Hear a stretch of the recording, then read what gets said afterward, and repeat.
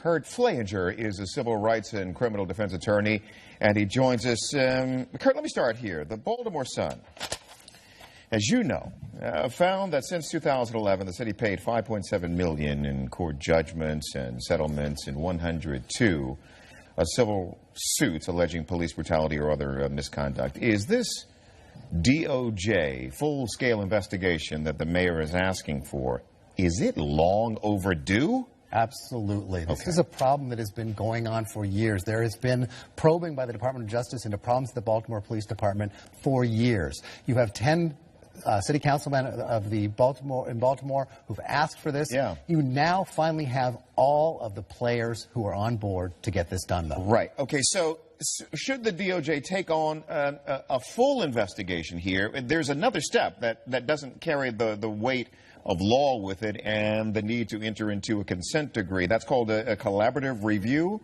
Full investigation or collaborative review where the city works with the police department and the Justice Department? Baltimore's broken. We are well beyond the point in which a collaborative review is going to happen. We need a full investigation, and I hope that we are at a point at which all of the stakeholders are ready for some outside intervention to make some real change. How do you do this? I'm just curious. We've seen it in New Orleans. We've seen it with Ferguson. We've seen it with Cleveland. How do you conduct one of these investigations? Where do you start? Department of Justice is an enormous organization with huge resources. They go back and they interview police officers, they interview prosecutors, they go and find... Over the years? Over the years. They find people who have been arrested, they find people who have been arrested and released, and they try to create a record of a pattern and practice of problems and see whether this is something that has been going on for a long time. And if you listen to people in Baltimore, this didn't happen with Freddie Gray. This has been going on for 30 years or more in Baltimore. Quality of life policing,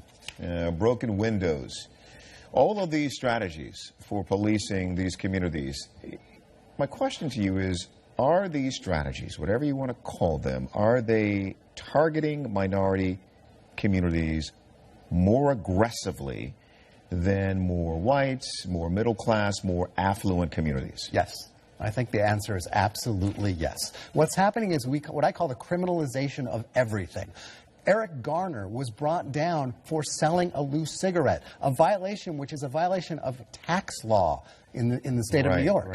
Do we really want our crime control officers out grabbing somebody who is selling a loose cigarette, or do we want them hunting down people who are wanted for murder, robbery, rape, etc.? Well, Kurt, wait a minute. The New York City Police Commissioner Bratton says broken windows has helped make New York a much safer place, and he's citing statistics. There was a news conference earlier in the week about this.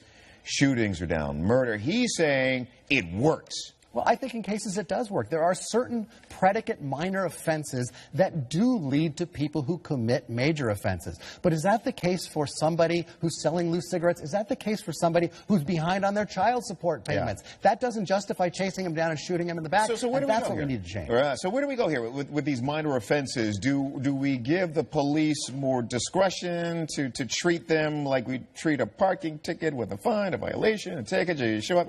Well, you heard what Commissioner Bratton recently said. We should think about the concept of warning people. He said we ought to think about some of these minor violations that maybe we shouldn't go to a full-blown arrest right away. Maybe we should say to somebody, hey, this is illegal, don't do it again. Because that might build more goodwill. Because the real problem is there's a toxic climate between the police lack of trust and the communities. Yeah.